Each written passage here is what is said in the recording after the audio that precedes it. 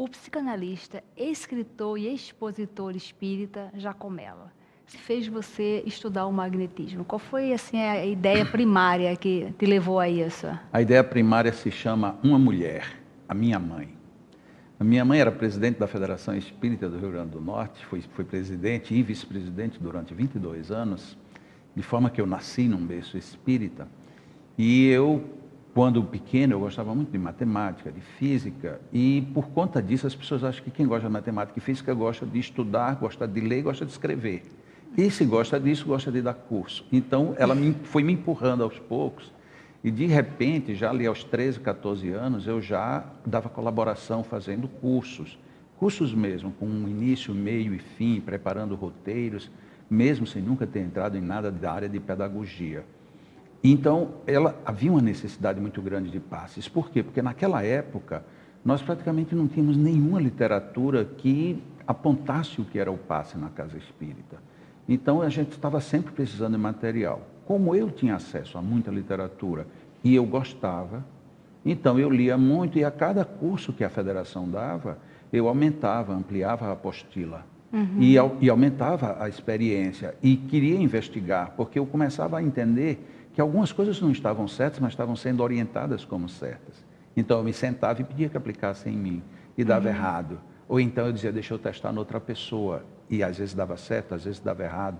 Às vezes dava certo num e dava errado no outro. Então eu queria entender, essa mente de quem mexe com matemática, ela é meio inconformada com o erro, né? A gente aceita o erro, mas se tem um erro, tem um acerto. Então, tá bom, tem um erro, localizei. Agora, onde é que está o acerto? Aí a gente sai para buscar o acerto. Então, isso me levou a me demorar muito no campo do magnetismo. O que é o magnetismo? Assim, se a gente tiver que conceituar o magnetismo, o que é isso? O magnetismo, ele comporta uma série infinita, inclusive, de definições, daí talvez a dificuldade. O magnetismo, conforme nós estudamos o chamado magnetismo animal, que é o que o Mesmer nos colocou, o magnetismo animal é a possibilidade que nós temos de fazer transitar uma energia, um poder, um fluido, uma força que nós temos em direção a alguma outra pessoa ou mesmo coisas ou animais. Só que normalmente se dedicou, vamos colocar aqui em termos de percentuais, 90% de dedicação disso entre humanos. Mas a vida é magnetismo. Quando você vê uma planta, a planta só existe por magnetismo. A nossa vida fisiológica, a nossa vida orgânica é puro magnetismo. Mas por magnetismo o que se entende é o trânsito dessas energias, dessas forças, que tanto acontecem de forma totalmente natural quanto intencional. Quando chega no campo da intencionalidade, aí sim é onde nós estabelecemos o magnetismo científico, ou magnetismo que a gente pode estudar de fato. Nas casas espíritas, há o passe. Muitas pessoas falam que o passe é um ritual da doutrina espírita. O que você poderia falar sobre isso? Vamos falar de culpados e de inocentes. A culpa disso é, primeiro, porque se coloca na prática como sendo um ritual. Depois da reunião, todo mundo toma passe.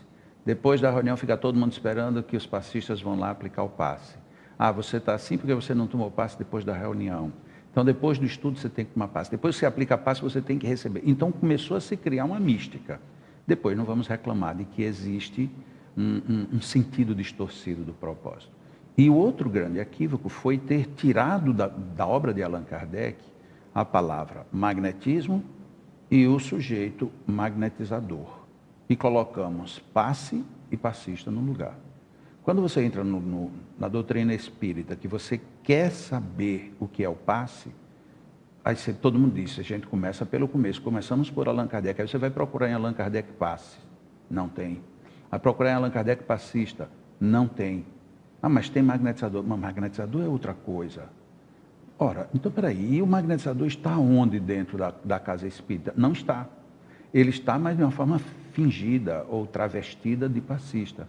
E para complicar mais ainda, como o magnetismo e o magnetizador são atividades anímicas, humanas, portanto, quando eu digo passista, eu já estou dando um sentido meio encoberto.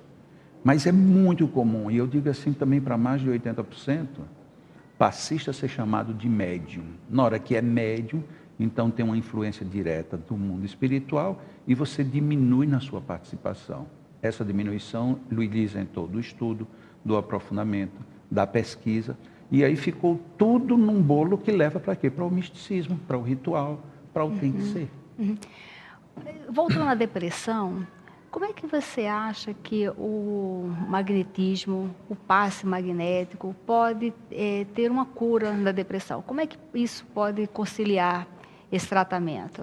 Ok, Berenice, olha, inclusive eu quero dizer bem claro aqui para quem está nos assistindo. A depressão, ela tem um ponto fundamental de desequilíbrio. A mídia toda e a ciência médica nos coloca esse ponto como sendo o cérebro e o responsável, lógico, tem muitos, mas normalmente se concentra numa substância chamada serotonina. A depressão ela vem porque você tem perda de serotonina ou queima excessiva de serotonina ou ausência natural de serotonina. Então isso altera as funções neurais e a partir daí degringola tudo. O que acontecia? Todo mundo que queria mexer na depressão ia para a cabeça. Quando a gente começou a pesquisar a depressão, e pesquisar objetivamente, não foi casual, foi objetivo, nós detectamos de que o ponto principal da depressão não é no cérebro. O cérebro está sendo uma caixa de ressonância. Na realidade, quem é o responsável é um centro muito pouco analisado no meio espírita, e pior ainda, mesmo no meio oriental, que se chama o centro esplênico. Tanto que o centro esplênico, em algumas escolas, ele nem é mencionado. E quando é mencionado, ele é mencionado apenas como um dos elementos que mexem na corrente sanguínea. Na realidade, o esplênico começa de tudo. No começo de tudo, ele cuida de todo o sistema imunológico, todo.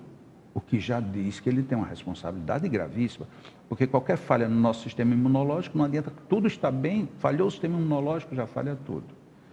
O centro esplênico, que antes se dizia que ele apenas estava sobre o baço, ele cuida direta e objetivamente do baço, pâncreas, fígado, os 2 rins e como fonte de glândulas das 2 suprarrenais.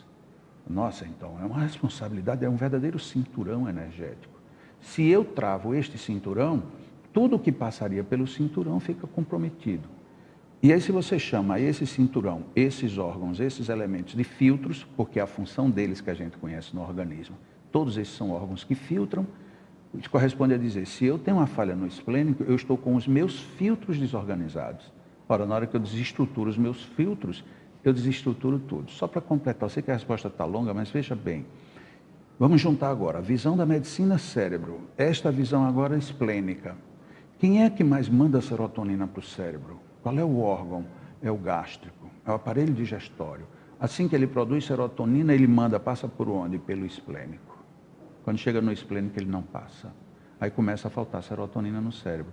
A informação da medicina está correta. Falta serotonina. Mas por que está faltando? Ou por que o cérebro está querendo comer e não chega? Porque em algum lugar está obstruído. Só que a essas alturas não é interessante eu divulgar isto. O que me é interessante é eu ter uma fábrica que me forneça a serotonina que eu preciso. Os efeitos, a falta de sono, aí a gente dá um sonífero. O efeito de muita agitação, a gente dá um calmante. Então a gente tem a alimentação do que precisa e a sustentação, tudo isso de forma desviada do foco, porque o foco está todo aqui embaixo. Quando a gente começa a trabalhar isto, não é que nós dispensemos de imediato os medicamentos. Mas quando uma pessoa, por exemplo, toma muito medicamento, e você começa a fazer uma terapia tendo por base esta referência, você vê que a primeira coisa que ele faz ali com 2, 3 semanas é querer ir ao médico para diminuir a dosagem, porque a dosagem de tudo está muito potencializada. Aí vem a pergunta, mas por que aumentou a potência? Porque os filtros começaram a voltar a funcionar. Então é um filtro que filtra substâncias químicas, filtra emoções, filtra energias, no caso fluidos, filtra tudo. Então tem uma cura? Tem sim. E a gente tem casos extremamente bem documentados de pessoas com graves depressão que ficaram curadas. Quem é o magnetizador? Qualquer pessoa pode ser um magnetizador? Como é que você determina que uma pessoa é um magnetizador? Todos nós somos. Se você está vivo, você é magnetizador no sentido de que você expele e capta magnetismo. Agora, quando a gente conceitua fulano é um magnetizador, é aquela pessoa que consegue exteriorizar suficiente para não se debilitar e, ao mesmo tempo, alimentar o outro. Então, eu tenho que ter um processo que eu chamo de usinagem, e quando essa minha usinagem ela é mais potente, melhor eu tenho resultados no que eu posso atingir. Como é que eu determino isso? Na observação. É lógico que tem algumas situações em que você vê, tem pessoas que ela toca nas coisas e as coisas, você toca na pessoa, a pessoa se sente energizada, você já percebe que ela tem um potencial. Você não pode dizer que ela é um magnetizador, porque ela não desenvolveu, ela não direciona, mas o potencial magnético está ali vivo. Tem pessoas que têm um potencial magnético nos olhos, ela olha para você, você toma um susto, mas por que essa pessoa está olhando para mim? Você tem 500 pessoas olhando para você numa plateia, ela chama você porque ela tem uma emissão magnética no olhar, o outro tem no sopro, o outro tem pessoas que você diz assim, mas por que você não me dá um abraço? Mas eu não abracei ninguém, eu sei, mas eu quero o seu abraço. Por que você quer o abraço daquela pessoa? Você não conhece, você nunca viu? Por que você sentiu falta de repente de uma coisa de alguém que você não sabe nem por quê? Porque essa pessoa está lhe emitindo um fluido que para você ou é necessário ou é conveniente. Se essa pessoa se desenvolve, ela poderá ser um grande magnetizador. Olha que coisa interessante. O maior magnetizador que o mundo conheceu até hoje se chama Jesus Cristo. Foi o maior de todos os magnetizadores. E Jesus tinha um magnetismo tão forte que tanto ele usava para curar 99,9% das vezes, como ele usava para matar, que ninguém coma de ti fruto algum. Quando a gente coloca essa imagem de Jesus queimando uma figueira até a raiz, a gente diz, como é que ele fez isso? Ele amaldiçoou uma figueira ou ele projetou um fluido incompatível? Se a gente pega esse retrato e traz para o dia de hoje, e aí temos, uma pessoa chegou na minha casa, viu uma planta, murchou a planta, tem mal olhado. Ok, tem mal olhado, esse é o conceito. Mas se você aprender ou ensinar essa pessoa a fazer um direcionamento desse fluido, ela fará a mesma coisa que Jesus, ela secou a figueira, mas também pode curar todos os que vierem. Porque o potencial é o mesmo, o problema é de direcionamento. Ou de volume de energia. Porque se você chega numa criança e coloca um magnetismo tão potente quanto você coloca num idoso, você deixa a criança acabada, arrasada, você pode até matar. Se vamos supor, um depressivo, ele é chamado então para ir tomar passes, para fazer um trabalho de magnetismo. Se ele não quiser, mas alguém levá-lo, tem efeito ou não? Tem. Ainda há pouco você me pediu um exemplo. Eu vou lhe dar um outro que para mim é o clássico que nós temos na nossa instituição. Um senhor ateu, ele é ateu até hoje. Ele se diz, eu não acredito muito no ateísmo dele não, mas até hoje ele se diz ateu. Casado com a senhora que é católica apostólica romana, daquelas que vai e toca o sininho lá na igreja. Um dia lá em Natal, eu estava fazendo um lançamento do livro e eu fui fazer uma entrevista até num programa da Globo. E ela assistiu o programa. E ela disse assim, eu vou levá-lo nesse lugar. Não vou nem dizer a ninguém, porque se disser, já a pessoa vai num centro espírita. Mas o meu marido, só que o meu marido ateu já tinha depressão há mais de 50 anos. Isso mesmo, não são 5 anos nem 5 meses não. 50 anos. Com 2 psiquiatras, tomando remédio sem sair mais do quarto. Olha que não é um casinho. É um caso grande. E esse homem foi para a nossa instituição. Ele foi porque ela levou. E ele não ia para nada de nenhuma religião, porque ele não acredita em Deus, não acredita em nada. Ok. Em 2 anos, quase completando 2 anos de tratamento, esse homem, desde então, isso já tem uns 4 anos que foi concluído o tratamento dele, ele não toma remédio, não tem psiquiatra, é um homem extremamente normal, vida normal, absolutamente normal, e continua frequentando a nossa instituição até hoje. Qualquer pessoa que chega lá no Leão, às vezes me pergunta, aquele moço que você falou, digo, vem cá que eu vou lhe apresentar. Ele está aqui. Então é um caso verídico, é possível. Agora, o que é preciso é que alguém faça, porque se você for esperar um depressivo ter fé e querer, você não vai fazer nunca nada com ele. Porque ele não tem ânimo para nada. Você tem que agir, porque na hora que você age, você começa a fazer com que ele sinta, ele vai dizer, nossa, está voltando minha vida. Então, Jacó, infelizmente estamos no final e nós gostaríamos de ouvir as suas palavras finais. Muito obrigado, acreditemos em Deus, acreditemos na vida, acreditemos em tudo está a nosso favor. Basta que a gente contribua. Você gostou? Deixe seu like, inscreva-se no canal, acione o sininho.